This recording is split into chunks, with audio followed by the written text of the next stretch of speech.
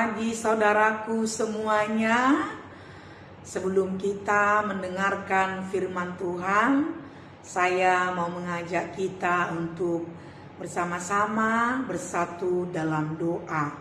Mari kita berdoa. Bapa yang di sorga, Bapa yang mengasihi kami, terima kasih ya Tuhan atas kebaikan dan penyertaan-Mu di dalam hidup kami. Terima kasih Bapa telah mengantarkan kami pada pagi hari ini.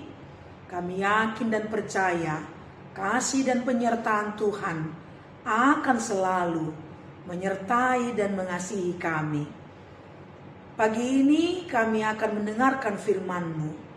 Ajari kami ya Tuhan dan mampukan kami untuk mau mendengar, merenungkan dan melakukannya.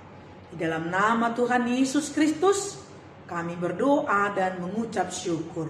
Amin. Saudaraku, firman Tuhan pada pagi hari ini tertulis dalam kitab Yunus pasal 2 ayat 2. Demikianlah firman Tuhan. Katanya, dalam kesusahanku aku berseru kepada Tuhan. Dan ia menjawab aku. Dari tengah-tengah dunia orang mati aku berteriak. Dan kau dengarkan suaraku. Demikianlah firman Tuhan. Saudaraku, mau tidak mau, suka tidak suka, siap atau tidak siap, kita akan mengalami yang namanya pergumulan. Tantangan, kesulitan, penderitaan, dan lain sebagainya. Terlepas dari apa yang menjadi latar belakang pergumulan kita itu. Ada orang yang bergumul, yang menderita memang akibat dari perbuatannya. Seperti yang terjadi pada Yunus. Allah menyuruh dia untuk ke kota Niniwe, tapi dia malah melarikan diri ke Tarsis. Lalu di tengah jalan ada terjadi bencana dan akhirnya Yunus mengaku bahwa dia telah bersalah, lalu dijatuhkan dan dia ditelan oleh ikan. Ini sangat terkenal lagunya waktu saya masih sekolah minggu. Yunus di perut ikan. Pam pam pam begitu. Tapi ada juga penderitaan itu, penggumulan itu memang Tuhan izinkan untuk meneguhkan iman kita. Namun saudaraku, terlepas dari apa yang menjadi latar belakang pergumulan itu, terlepas dari apa yang menjadi latar belakang penderitaan kita saat ini atau yang sedang kita alami, baik ekonomi, pekerjaan, kehilangan orang yang kita cintai, kita kasihi, kita terkena penyakit apapun itu saudaraku. Mari kita lihat bagaimana cara Yunus menghadapi penderitaan, pergumulan yang datang dalam hidupnya. Dalam renungan ini kita melihat bahwa dalam pergumulan itu Yunus berdoa kepada Tuhan.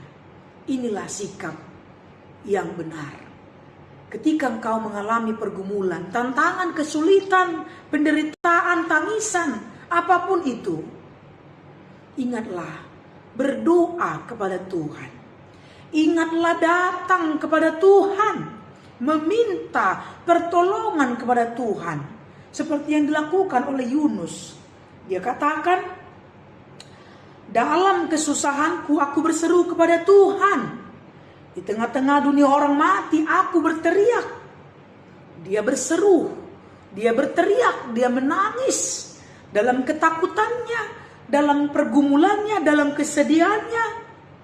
Dia datang kepada Tuhan. Dia berteriak, dia bersuara, dia menjerit, dia menangis. Datang meminta pertolongan Tuhan. Jangan mengandalkan kekuatan sendiri. Jangan sombong. Jangan merasa tidak butuh Tuhan dalam hidup ini. Ingat bahwa kita manusia yang terbatas. Lalu kata Yunus, dan ia menjawab aku, dan kau dengarkan suaraku. Allah menjawab. Allah mendengar seruan Yunus, orang yang telah bersalah itu, yang meminta datang kembali kepada Tuhan, meminta pertolongan Tuhan. Allah menjawab, Allah mendengar. Ini suatu jaminan bagi kita bahwa tidak ada doa yang tidak didengarkan oleh Tuhan. Tidak ada suara kita, jeritan kita, tangisan kita yang tidak sampai kepada Tuhan. Ini harus kita ingat. Saudara boleh ingat bagaimana kisah Yesus ketika dia berada di tengah-tengah muridnya, tengah-tengah orang banyak. Tidak ada satupun yang datang meminta belas kasihan Yesus lalu pulang dengan tolakan. Tidak. Tapi Yesus menerima siapapun orangnya. Tidak memandang-mandang wajah. Ini juga terjadi dan berlaku bagi kita. Tidak ada doamu yang tidak didengarkan Tuhan. Tidak ada teriakanmu, tangisanmu yang tidak didengarkan oleh Tuhan. Tangannya terbuka untuk siapapun yang datang, yang berseru, yang menangis, yang mengaku dengan kesungguhan. Seperti Yunus ini.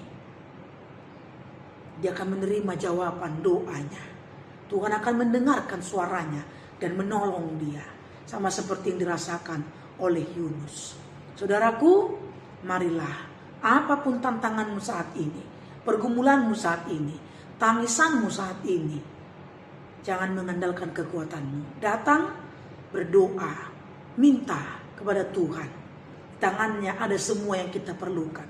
Kasihnya, hatinya luar biasa. Menampung, menerima, terbuka untuk menyambut kedatangan kita. Dan percayalah, doamu, permohonanmu, suaramu, teriakanmu akan dijawab oleh Tuhan. Kita harus sabar. Kita harus menunggu. Kita harus menerima. Kita harus percaya pada waktu Tuhan adalah waktu yang tepat. Waktu Tuhan, waktu yang baik bagi kita. Amin. Terima kasih Bapa yang di sorga untuk firman-Mu yang sudah kami dengarkan.